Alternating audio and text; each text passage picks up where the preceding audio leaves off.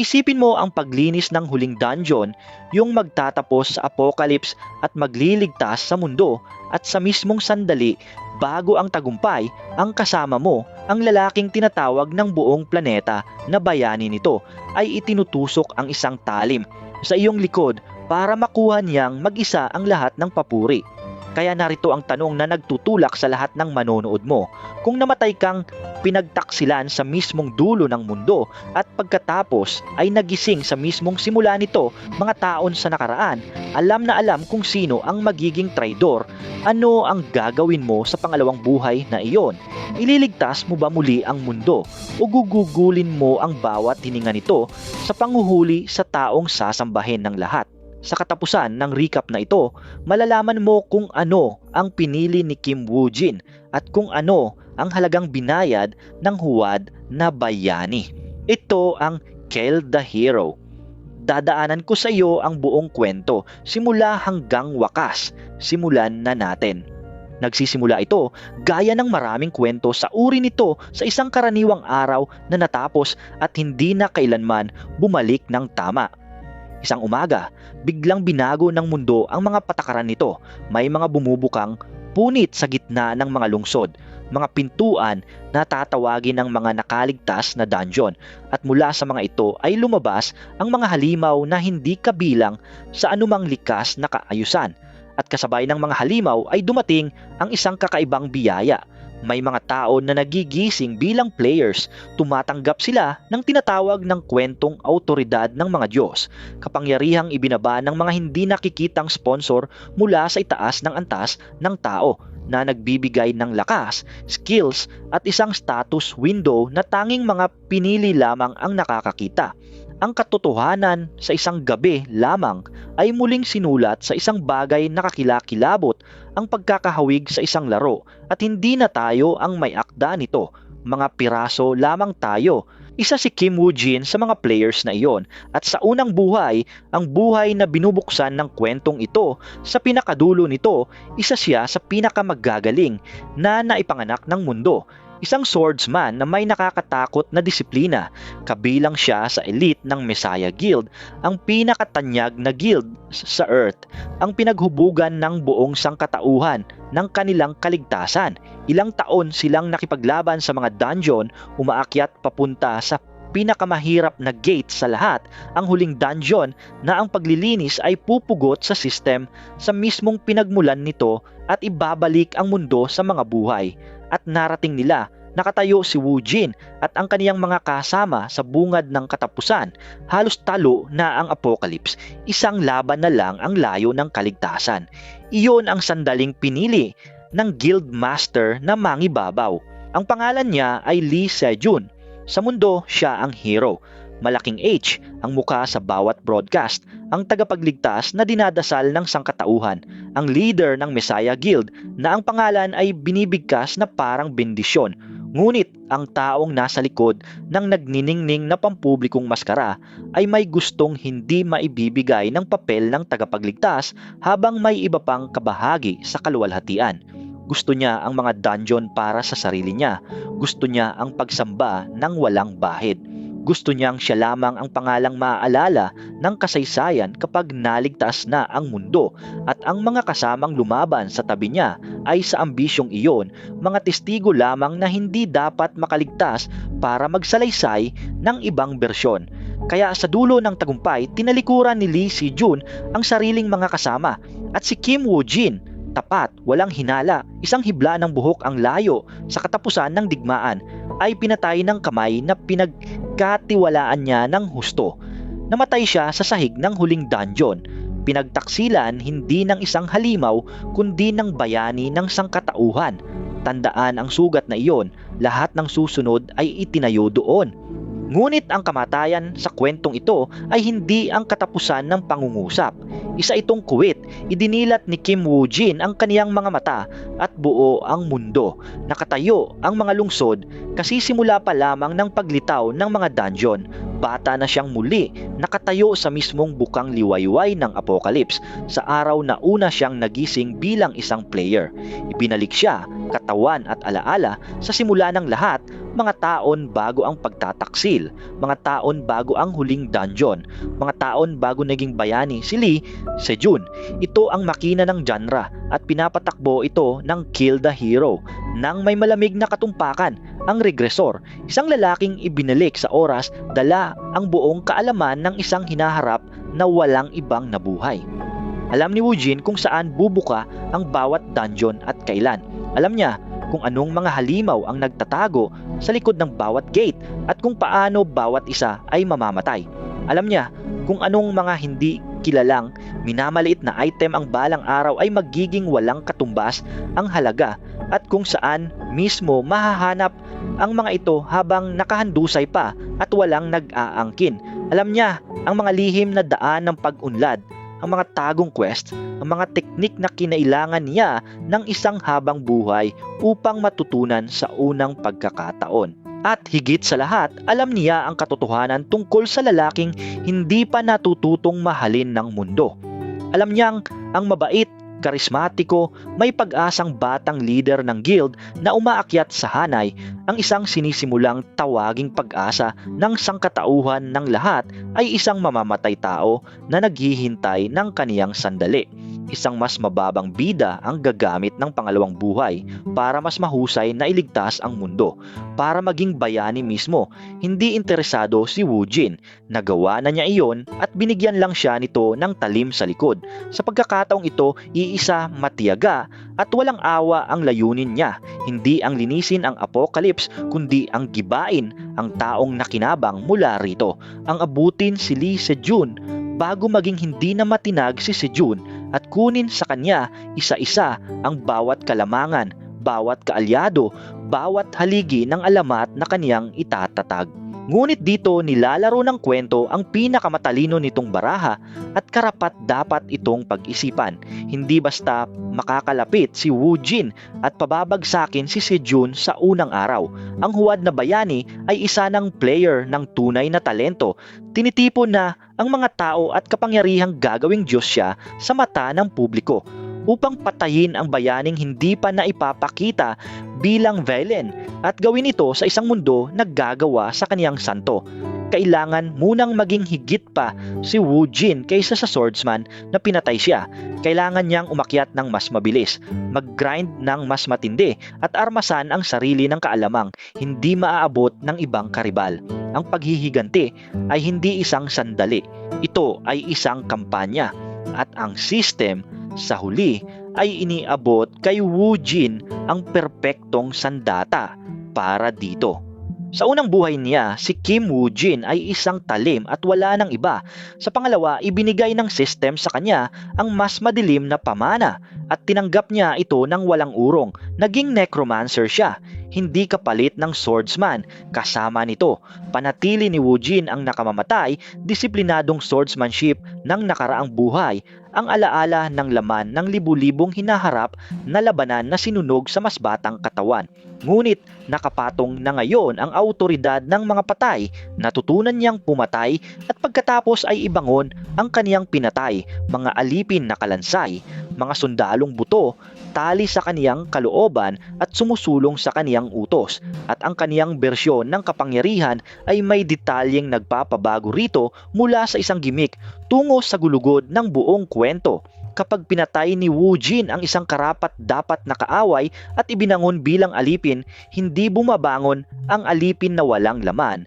Bumabangon ito, dala ang kaniyang kaalaman, ang mga alaala, ang karanasan, at higit sa lahat, ang mga teknik ng kaniyang sariling nakaraang buhay. Ang kaniyang mga undead ay hindi walang isip. Mga pagpapalawig sila ng kaniyang sarili. Bawat isa ay isang sisidlan kung saan maaari niyang ibuhos ang swordsmanship at kaalaman sa hinaharap na tanging siya lamang ang may hawak. Lumalaban siya sa katunayan bilang isang hukbo ng kaniyang sarili. Bawat sundalo ay may hawak ng gilid na kinailangan ng dalawang buhay upang mahubog. Kaya ang kampanya ay nagsimula ng lubusan at ito ay isang bagay ng matiyaga, walang awang kagandahang panoorin. Kumikilos si Woo Jin sa maagang apocalypse na parang lalaking nagbabasa mula sa script na tanging siya lamang ang nakakita. Nililinis niya ang mga dungeon mga taon bago mangahas pumasok ang iba. Inaani ang mga gantimpala nito habang inaakala pang imposible. Kinukuha niya ang mga alamat na item mula sa mga bangkay ng hinaharap, mga labi na nakatakdang mapunta sa maling kamay, at inaangkin muna ang mga ito. Nakikialam siya sa mga eksaktong sandali kung saan maibaluktot ang linya ng panahon. Kinukuha ang mga taong dapat sana ay kinuha ni Sejun. Tinatanggihan sa huwad na bayani ang mga kaalyado at mapagkukunang bumuo ng alamat niya sa unang pagkakataon. Bawat kilos ay dalawa ang talim. Sa isang kamay, pinapalaki ni Woo Jin ang sariling lakas. Sa kabilang kamay, tahimik niyang inaalisan ng hinaharap ang lalaking balak niyang sirain. Iniligtas niya ang mga taong gagamitin sana at itatapon ni Sejun. Ginawa niyang kaalyado ang mga karibal at mga sundalo ang mga karapat-dapat na patay, at lahat ng ito ay ginawa niya nang hindi kailanman inaanunsyo ang sarili bilang tagapagligtas ni Numan. Dahil sa sandaling magkaroon ng bayani na mamahalin ang mundo, iyong bayani ay si Sejun at wala si Woo Jin, sa balak na hayaang tumubo muli ang kasinungalingan sa pangalawang pagkakataon. Dito nawawala ang tila hayagang tema ng pamagat at inihahayag ang tunay na kahulugan nito. Ang Kill the Hero ay hindi isang lalaking hinihintay ang isa pang lalaki na may kutsilyo.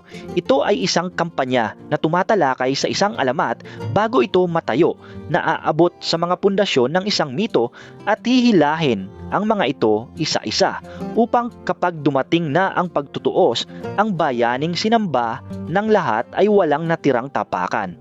Ngunit ang grind ay hindi ang dahilan kung bakit kinakapitan ka ng kwentong ito.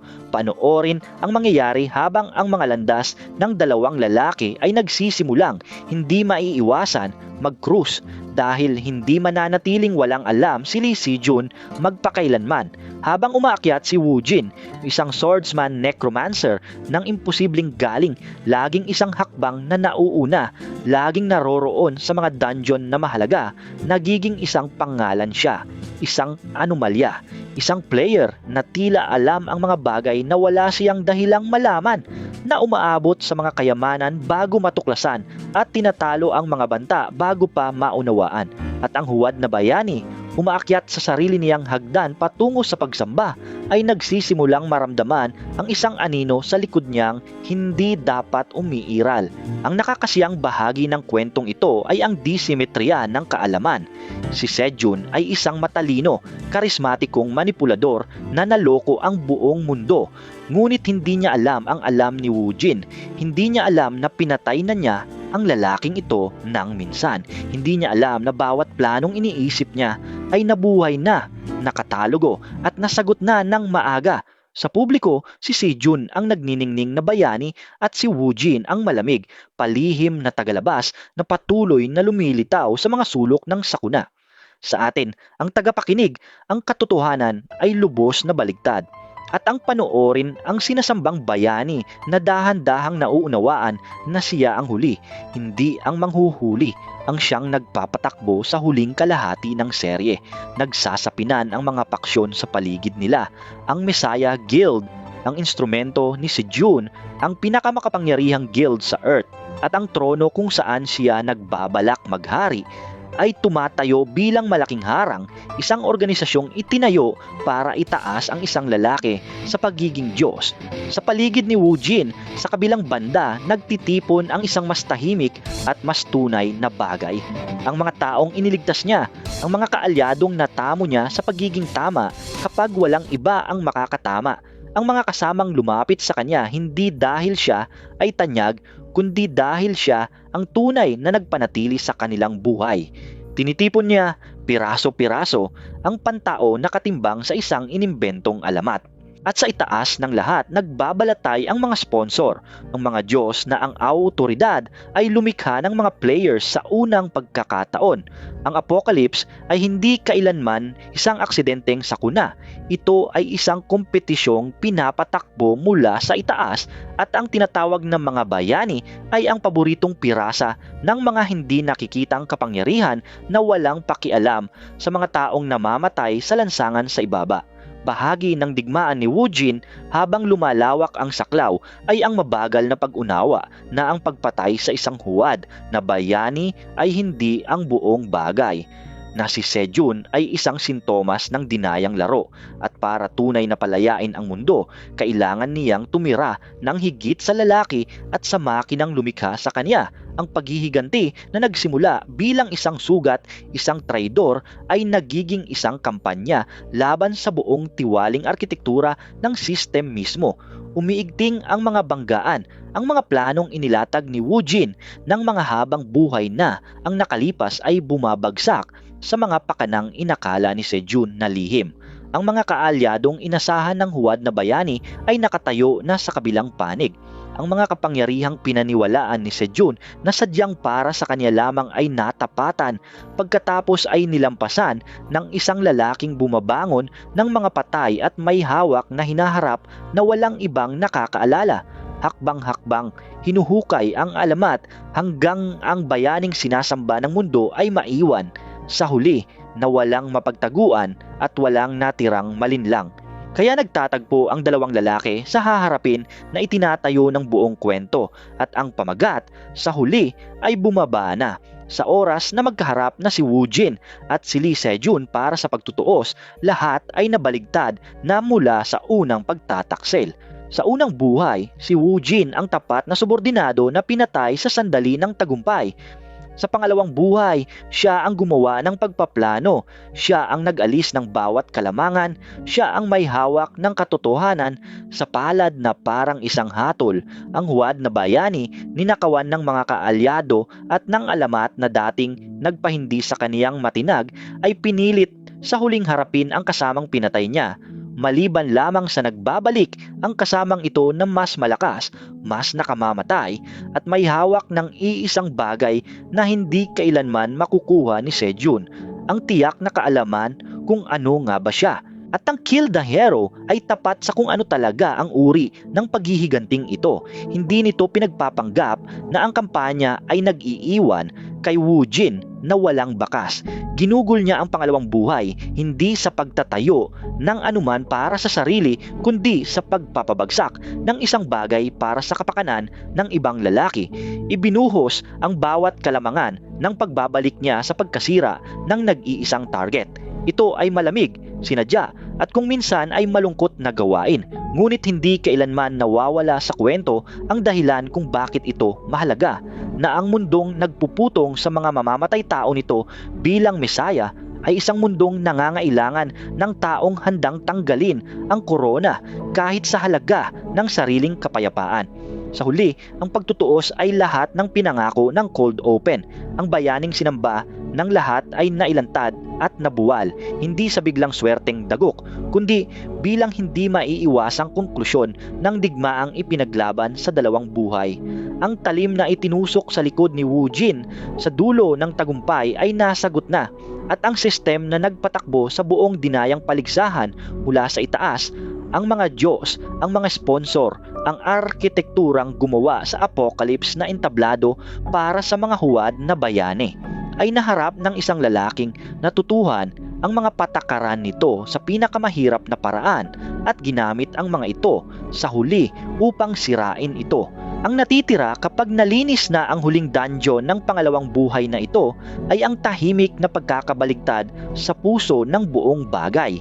Ginugol ng mundo ang kaniyang pag-ibig sa maling lalaki. Ang tunay na bayani ay ang isang hindi kailanman pinasalamatan, ang minsang namatay para sa wala, bumalik at pinili na gugulin ang pangalawang pagkakataon hindi sa kaluwalhatian kundi sa hustisya. Kinuha ng Kill the Hero ang pinakamalinis, pinakanagpapaginhawang pantasya sa genre, bumalik, alamin ang lahat, pabayaran ang traidor at ginampanan ito ng buong katapatan, hindi kailanman pinabayaang maging mura ang paghihiganti. Kailangang mamatay ang bayani, at ang lalaking pumatay sa kanya ang tanging tunay na bayaning nagkaroon ang kwento. Ang Kill the Hero ay nagsimula bilang isang Korean web novel nang may akdang kilala bilang D-Dart at naging isang malawak na binabasang webtoon sa pamamagitan ng adaptasyon nito na may sining ni Cartoon Life, isinerye sa Kakao Page at makukuha sa Ingles sa pamamagitan ng Tapas. Ang webtoon ay umaabot sa halos 150 kabanata na may mga side story hango sa nakumpletong nobela mula simula hanggang wakas. Isa ito sa pinakamatalas na entry sa alon ng Regressor Revenge, isang kwentong kumukuha sa pamilyar na buto ng Apocalypse Lit RPG, ang mga dungeon at ang system at ang mga piniling players, at binabaluktot ang mga ito tungo sa isang nakafocus, nakakawasak na layunin, hindi ang pagliligtas sa mundo kundi ang pagbura sa lalaking nagkamali, ang mundo sa pagmamahal. Kung nais mong panoorin ang isang pagtataksil na sinagot ng pasensya, katumpakan at isang hukbo ng mga patay, ito ay isa sa pinaka nagpapaginhawang kwento ng paghihigante na naipagawa ng Medium. Kung kinapitan ka ng recap na ito hanggang sa dulo, mag-subscribe. Sinasaklaw ng Manhwa Recap Vault ang mga kwentong tumutukoy sa genre, at ang Kill the Hero ay isa sa pinakamahusay na kwento ng paghihigante na alok ng genre. Salamat sa panunood. Magkita-kita ulit sa susunod na episode.